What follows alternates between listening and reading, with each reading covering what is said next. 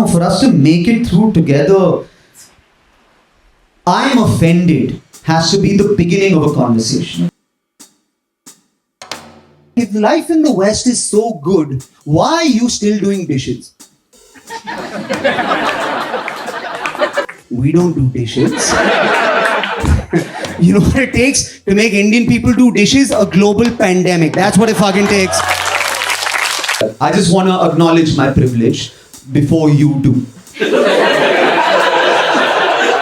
It's like anywhere within a 3-hour domestic flight, I have the most privilege. I have like SpiceJet privilege.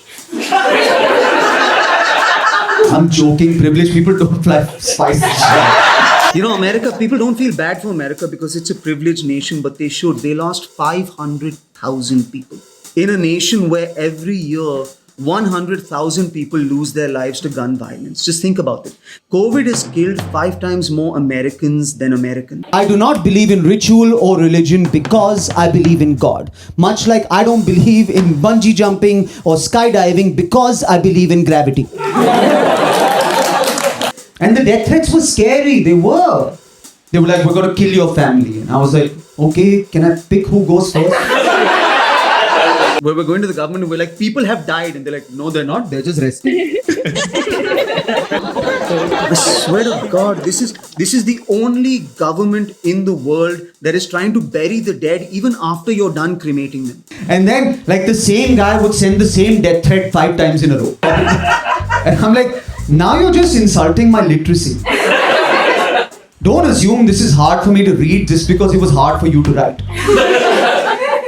And I know it was hard for you to write because, bro, you misspelled murder. We don't talk about my God. Not your God. Doesn't belong to you. If you keep walking around going, hey man, don't talk about my girlfriend, I'll kick your ass. You, don't talk about my girlfriend, I'll kick your ass. But there are billions of guys saying the same thing about the same girl. She's not your girlfriend, buddy.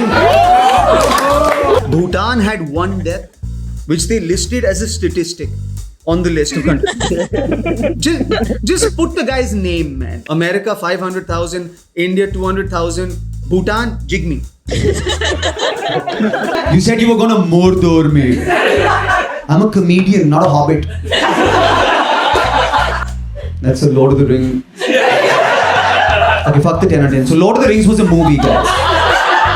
There were 3 of them and they were about 9 hours long each. There was this guy called Sauron and he was really toxic, guys. So he had to get cancelled, right? Your God made the moon, the sun, the earth, the wind and the fire. You think he doesn't have a sense of humor? He made you. And he had this problematic ring full of problematic feelings, so they chopped it off, right? So they needed to drop the problematic ring and emotion into like a dark, toxic fire of hell where people were trying to drag each other down into the shitty soil. Kind of like Twitter or Modo. There is one God and she was like a single woman. And she was just dating. And she went out on multiple dates with multiple prophets. That's how it happened. She said the exact same thing to every single prophet. Exact same thing. But because they were men, they understood different shit and wrote different shit down. And that became religions. You know, the hobbits were like, people keep dying and getting stabbed. If you don't mind us saying, this is a very toxic workplace environment. That's what Hitler was, by the way. He's just the world's first influencer. Think about it. I mean... What is an influencer? It is an evil, talentless person who gives you instructions that you blindly follow, and 5 years later you can't remember why you did that shit in the first place. I keep thinking about that, like what if Hitler was alive today? And then I watch the news and I'm like, oh, he is. You will find some comments that are like, Veer Das is an unintelligent comedian. He does not know enough about politics. He should stick to what he knows. And that is a valid point of view. Hitler never actually committed a crime with his own hands, if you think about it. Like he made speeches, but effectively, not all Nazis. And then if you look at the 3,000 replies underneath that comment in agreement, that's the fan base. And we convince ourselves that we're in these battles, or we're in a battle with the other side. Are you though?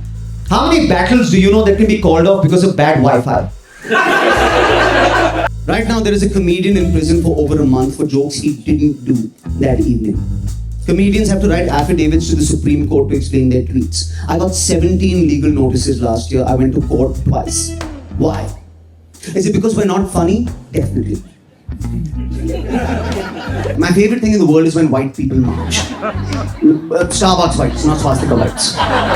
Because that too is a notion of privilege, right? When they get out in the West, they're like, we disagree with the policies of this government, so we're gonna march. We're gonna walk from here to there, and our sacrifice will change the world.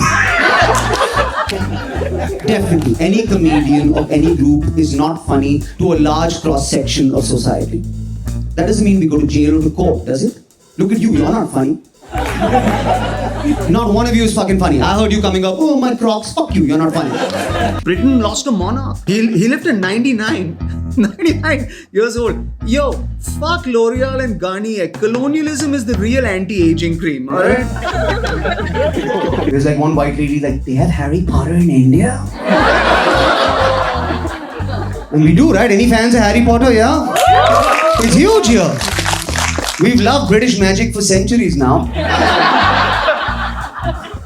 Remember that one magic trick where they made all our resources disappear? That was such a good trick, guys. Can you just fucking think of your patriotism as your spouse? Where you have to deal with that shit and you love them and they love you back, maybe. Why do you have to get me into your spouse? How many guys do you know like, I love my wife? You want to fuck my wife? You fuck my wife, alright? You fuck my wife. Are you paid by other wives to not fuck my wife? I don't want to fuck your wife, alright? And guys, I know that joke is offensive to polygamists. I realize that. It's not very woke.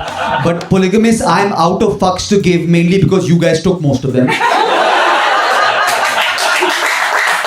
And a conversation that is infused unapologetically with compassion. Desperation is nothing but unconditional love in its purest form. To make some noise for him. So be kind and be cool because we have more in common than you think. You know, whether we are gay or straight or binary or non-binary or Indian or POCs or white or privileged or non-privileged, we have something in common. We're both assholes.